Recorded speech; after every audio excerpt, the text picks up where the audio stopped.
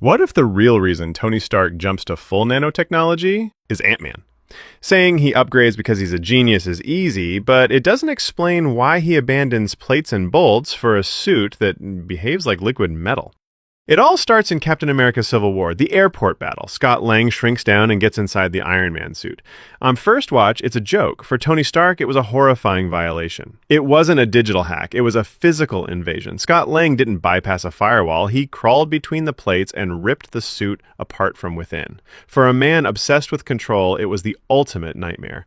His fortress had a back door. Every single one of Tony's major upgrades is a direct response to a traumatic failure. When his armor is stolen by Rhodey, his response in Iron Man 3 is to build a legion of suits coded only to him. When he's almost killed in New York, he builds the autonomous Iron Legion. And when the Hulk rampages, he co-designs the Hulkbuster. He doesn't learn from his mistakes, he makes them obsolete. The breach by Ant-Man wasn't just another failure, it exposed a fundamental flaw in his entire design philosophy. No matter how thick the armor is, it's useless if someone can get inside.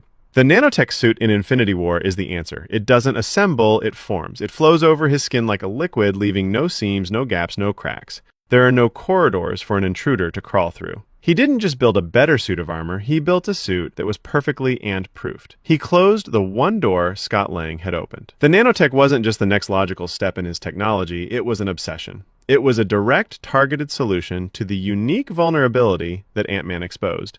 Tony Stark hardened his armor against a god, but he sealed it against an insect. But that raises a new, more dangerous question. In sealing his armor so perfectly, did Tony create a new weakness? By making it a single, seamless system, did he make it more vulnerable to a catastrophic, system-wide failure? Let me know what you think in the comments.